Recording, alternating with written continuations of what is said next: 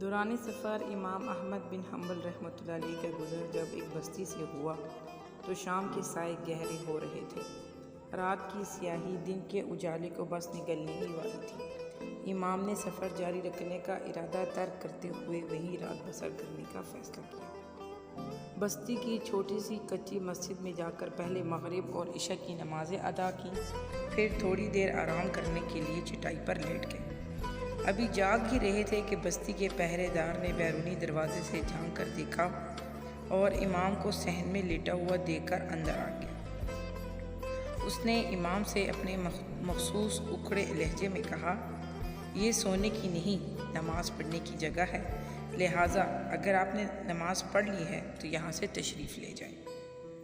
امام نے اسے سمجھانے کی کوشش کی کہ وہ ایک مسافر ہے، رات ہو جانے کی وجہ سے یہاں انہیں مجبوراً رکنا پڑا ہے، بستی میں ان کا کوئی جاننے والا بھی نہیں، لہٰذا وہ مہربانی کر کے انہیں مسجد میں رات گزار لینے دیں۔ صبح نماز فجر ادا کرتے ہی وہ اپنے سفر پر روانہ ہو جائیں گے۔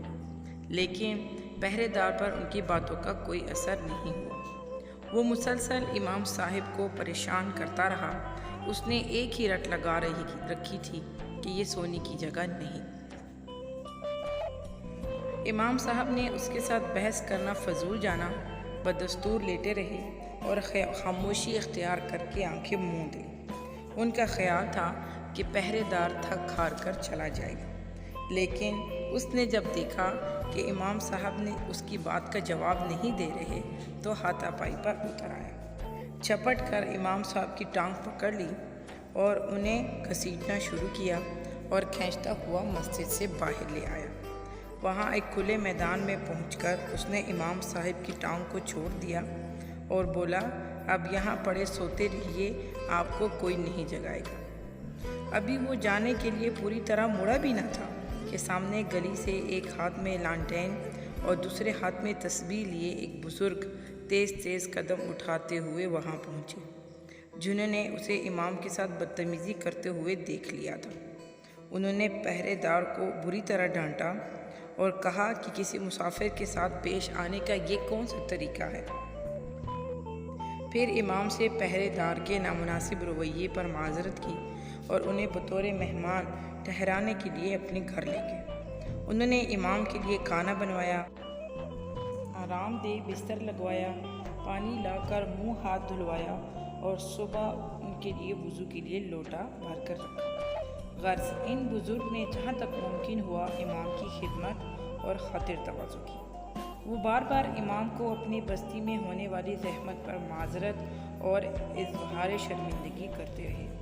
پھر مہمان کو آرام کرنے کا کہہ کر جب وہ بزرگ جانے لگے تو امام صاحب نے، جو اپنے میزبان کی شرافت اور حسن سلوک سے بے حد متاثر ہوئے تھے، انہیں روکا اور فرمایا کہ اگر وہ برا نہ مانے تو وہ ان سے کچھ معلوم کرنا چاہتے ہیں۔ اجازت پا کر امام صاحب نے پوچھا، یہ آپ ہر وقت تسبیح پڑھتے رہتے ہیں، کتنے عرصے سے پڑھ رہے ہیں؟ وہ بولے، میں نے کبھی شمار تو نہیں کیا، البتہ ایک مدت گزر چکی ہے، میں جوانی سے بڑھاپے کی حدود میں داخل ہو گیا ہوں۔ امام صاحب نے پھر پوچھا، کچھ حاصل بھی ہوا؟ بزرگ نے جواب دیا،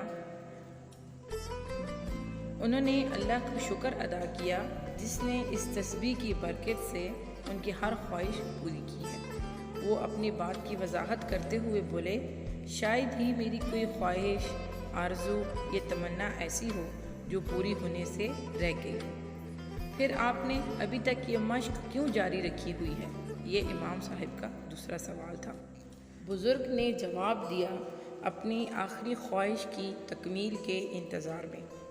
میں امام احمد بن حنبل رحمۃ اللہ علیہ کا عقیدت مند ہوں اور چاہتا ہوں کہ مرنے سے پہلے کسی طرح ان کا دیدار کر لوں۔ یہ سننا تھا کہ امام صاحب کچھ دیر کے لیے سکتے میں آ گئے۔